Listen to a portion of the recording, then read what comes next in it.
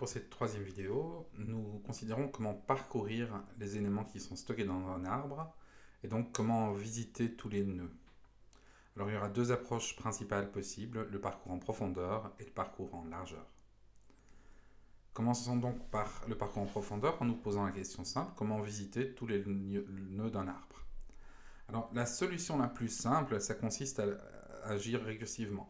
Un arbre, c'est une structure qui est intrinsèquement récursive. Un arbre, ça consiste en une racine, plus chacun de ses enfants qui sont eux-mêmes des arbres. Euh, c'est la notion de sous-arbre qui est elle-même un arbre. Et donc récursivement, on peut parcourir tout l'arbre simplement en visitant la racine, et puis en visitant tous les sous-arbres qui se feront pareil. On visitera la racine du sous-arbre, et puis tous les sous-arbres, etc., etc. Et on s'arrêtera à un cas trivial extrêmement simple, qui est que pour un arbre vide, on ne fait rien. Alors, si on traduit cela en pseudocode, on a donc une fonction parcours en profondeur qui reçoit en paramètre un pointeur vers la racine R et la fonction fn à appliquer à tous les nœuds qu'elle va visiter. Alors, on commence par le cas trivial. Le cas trivial, c'est que le pointeur qu'on a reçu est un pointeur nul, donc ça correspond à un arbre vide. Si ce n'est pas le cas, on va pouvoir traiter. Donc on commence par appliquer la fonction fn à notre nœud racine. Et puis une fois qu'on a fait ça, on fait une boucle sur tous les enfants E de R et on appelle récursivement le parcours en profondeur en fournissant R comme nouvelle racine. Alors cette boucle pour tout enfant E de R, elle va s'écrire différemment selon la structure que vous avez choisie pour stocker vos nœuds, comme on en a discuté dans la vidéo précédente. Mais toutes les structures qu'on a considérées dans la vidéo précédente permettent de faire une boucle sur tous les enfants. Donc, de manière générale, ici, on va simplement écrire pour tout enfant E de R. Le parcours en profondeur, c'est un parcours qui devrait vous être assez familier parce qu'il correspond à l'ordre de succession qu'on appelle la primogéniture, c'est-à-dire d'abord faire succéder les enfants avant de faire succéder les frères et sœurs. Donc si on s'intéresse à la succession du royaume de Belgique et qu'on veut savoir qui succédera au roi Philippe, qui est actuellement le roi des Belges, on dit roi des Belges et pas roi de Belgique, eh bien il faut regarder l'arbre généalogique de la famille royale de Belgique. Alors, ici j'ai pris celui qui commence avec le roi Albert II, qui est le père du roi actuel, qui est toujours vivant mais qui a abdiqué. Et donc si on veut savoir quel est l'ordre de succession, eh bien, il faut faire un parcours en profondeur de cet arbre généalogique. Et donc, le premier nœud qui sera atteint après le nœud du roi Philippe, c'est le nœud de la princesse Élisabeth, duchesse de Brabant, qui est donc la fille aînée du roi Philippe actuel. Et puis, dans l'ordre de succession, après, on a les trois enfants suivants, donc Gabriel, Emmanuel et Léonore. Et puis on passe à la sœur du roi Philippe, qui est la princesse Astrid, à ses 5 enfants et à ses petits-enfants, qui sont les enfants du prince Amadeo. Et puis une fois qu'on a fait tous les descendants de la princesse Astrid, on passe au prince Laurent, qui est le frère cadet du roi actuel, et ses 3 enfants. C'est un principe général sur lequel sont basées la plupart des monarchies européennes actuelles, avec parfois des nuances qui dépendent du rôle qu'on donne aux femmes dans cette succession. Le plus simple, c'est la famille belgique, parce qu'elles ont exactement le même rôle que les hommes. Dans la famille royale anglaise, quand il y a des frères et sœurs, c'est d'abord tous les frères avant toutes les sœurs, quel que soit l'ordre dans lequel ils sont nés. Et puis, il peut aussi y avoir des cas où les femmes ne peuvent pas hériter. On parle alors de primogéniture agnatique. Mais revenons sur le parcours en profondeur. Alors, on peut se poser la question, pourquoi est-ce que dans ce parcours, on visite la racine avant de visiter les enfants et pas après?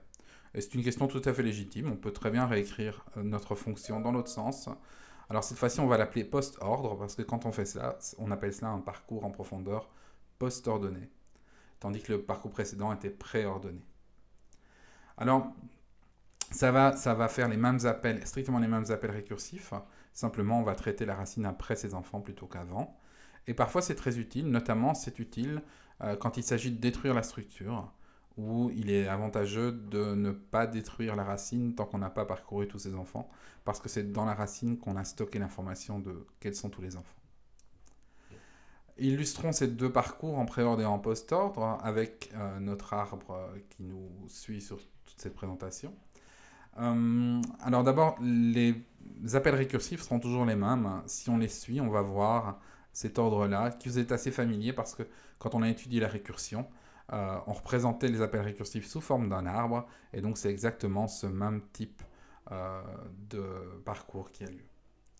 Dans le parcours en pré-ordre, on traite avant les enfants, on traite la racine avant les enfants, pardon, et donc on va d'abord traiter A, et puis le fils aîné de A, et puis l'enfant aîné de B, et puis on n'a pas d'enfant pour F, donc on va sortir de la fonction récursive de F, on retourne dans B, on passe à l'enfant suivant qui est G.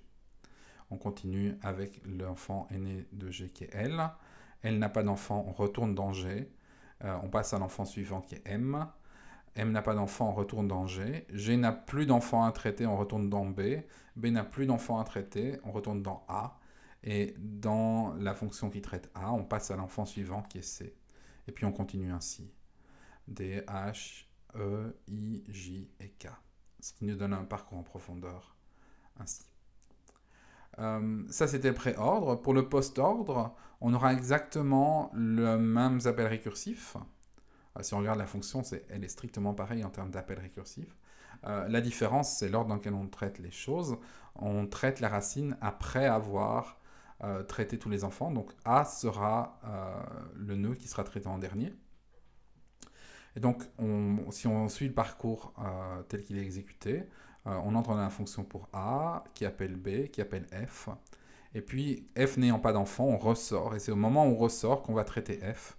Et donc, F est le premier nœud qui sera traité. On retourne dans B, on descend dans G, on descend dans L. L n'a pas d'enfant, et donc on sort de L. Et L est le deuxième élément traité. Puis on passe dans M et on en sort. Enfin, on a fini de traiter les enfants de G, on peut le traiter lui-même. On a fini de traiter les enfants de B, on peut le traiter lui-même, etc., etc., etc. Le principe étant toujours le même, on traite d'abord les enfants et puis la racine.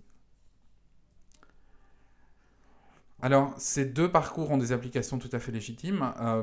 Si vous voulez copier tout un arbre pour créer un deuxième arbre qui en serait une copie parfaite, eh bien vous allez le faire en préordre, parce qu'en copiant en préordre, on crée la racine avant de créer les enfants de cette racine, et ça permet de les rattacher à quelque chose, ce qui est toujours utile. Pour la destruction, par contre, on va toujours le faire en post-ordre, parce que ça nous permet de parcourir tous les enfants avant de détruire la racine, qui est sans doute l'endroit où on a stocké un ou plusieurs pointeurs vers les enfants. Donc c'est toujours pertinent de ne pas détruire la structure avant de l'utiliser. L'alternative au parcours en profondeur, c'est le parcours en largeur.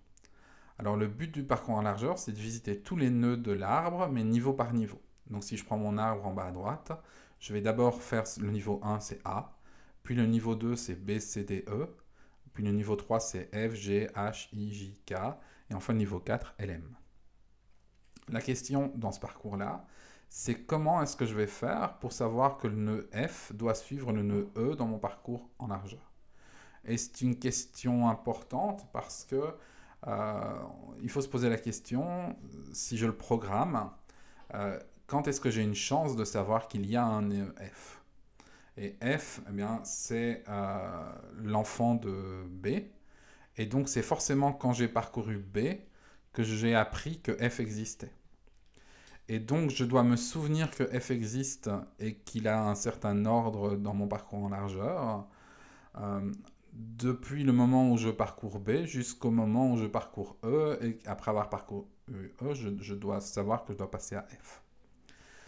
Or, entre le parcours de B et le parcours de F, j'aurais parcouru C, D, E. Alors, la seule manière de le faire, c'est d'utiliser une file first in, first out pour stocker tous les éléments dont je dois me souvenir entre le moment où j'apprends leur existence parce que je parcours leurs parents et le moment où je dois les traiter, parce que c'est leur tour dans le parcours en largeur. Donc, quand je parcours B, je vais me rendre compte que B a deux enfants qui s'appellent F et G, et je vais les mettre dans une file FIFO, dans laquelle il y a déjà tous les autres enfants de A qui ont été mis dans la file FIFO au moment où j'ai parcouru A. Et donc, donc je parcours A, il met B, C, D, E dans une file, puis je finis de parcourir A, je prends le premier élément de la file, c'est B. Je vois que je dois ajouter F et G dans la file, et donc ma file maintenant, elle contiendra C, D, E, F et G. Alors le pseudocode n'est pas beaucoup plus compliqué à écrire que précédemment, si on a une structure de file disponible. Donc notre fonction parcours en largeur qui reçoit en paramètre la racine de l'arbre à parcourir et la fonction à appliquer à tous les éléments. Elle commence par initialiser une file vide que j'appelle Q parce que c'est une queue en anglais. J'y mets la racine R et puis je commence à faire une boucle sur la structure de file. Et tant qu'elle n'est pas vide, je prends le premier élément avec front, je le supprime avec pop et puis je le traite avec la fonction fn. Et enfin, je fais une boucle sur tous les enfants de R et je les ajoute simplement à la file.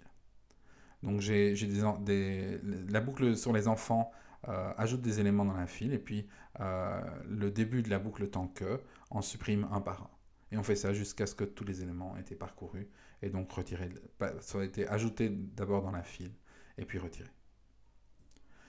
La distinction entre parcours en profondeur et parcours en largeur a parfois des implications historiques importantes, notamment si on regarde la succession du roi Richard Cœur de Lion. Alors vous le connaissez parce que Richard Cœur de Lion, il est impliqué dans l'histoire de Robin des Bois, et donc là on a la version de Walt Disney. Vous connaissez Richard, et puis vous connaissez surtout son petit frère, Jean Santerre, que Disney représente avec un lion un peu plus jeune. Alors, Richard Cœur de Lion et Jean Santerre étaient les enfants de Henri II Plantagenet. Ils font partie de la dynastie des Plantagenets qui régnait sur le royaume d'Angleterre, mais aussi sur le duché d'Aquitaine, duché de Normandie et divers comtés, dont le comté d'Anjou, dont ils étaient originaires. C'est pour ça qu'on les appelle la maison d'Anjou Plantagenet. Alors, quand Richard Ier, donc Richard Cœur de Lion, est mort, comme il avait passé sa vie en croisade, il n'avait pas fait d'enfant. Et donc, il fallait trouver qui devait lui succéder. Alors, il est mort en 1199, donc son premier frère, il n'avait pas d'enfant, alors on passe à son premier frère, qui était mort 13 ans plus tôt. Et donc, on a deux alternatives. On peut passer aux enfants du premier frère. Alors, Geoffrey, il avait une fille, mais à l'époque, les filles ne comptaient pas, donc elle n'entre pas en lice. Et puis, il avait un fils qui s'appelle Arthur et qui était duc de Bretagne. Mais on pouvait aussi passer à Jean Santerre, frère cadet de Richard Ier, et c'est une autre possibilité. Alors, si on passe à Arthur, duc de Bretagne, on fait un parcours en profondeur de notre arbre généalogique des descendants d'Henri II, et ça correspond donc à l'ordre de primogéniture agnatique, c'est-à-dire qui ignore les filles. Si on passe à Jean Santerre, on fait un parcours en largeur de notre arbre des descendants d'Henri II, et ça correspond à ce qu'on appelle le seigneuriat agnatique, qui est une règle de succession qui a existé à pas mal d'endroits, surtout en Europe de l'Est. Elle existe encore plus ou moins dans un pays comme l'Arabie Saoudite, où les frères héritent avant les enfants. Alors à l'époque, c'était gênant parce que le royaume d'Angleterre avait comme loi la primogéniture, donc le parcours en profondeur, tandis que le comté d'Anjou avait comme loi le seigneuriat agnatique, et donc le parcours en largeur. Et donc on a eu une guerre de succession entre Jean Santerre et Arthur, duc de Bretagne. Alors là, il n'est pas dans l'histoire de Robin des Bois, et c'est une guerre qui a duré jusqu'à ce que finalement Jean Santerre capture et exécute son neveu. Mais pour terminer cette vidéo, passons à des choses plus réjouissantes et finissons donc par un exercice. Je vous propose 3 arbres et je vous demande d'essayer d'en faire pour chacun des 3 arbres le parcours préordonné, le parcours post-ordonné, donc 2 parcours en profondeur, et enfin le parcours en largeur. La solution de l'exercice se retrouvera dans la description de la vidéo ci-dessous.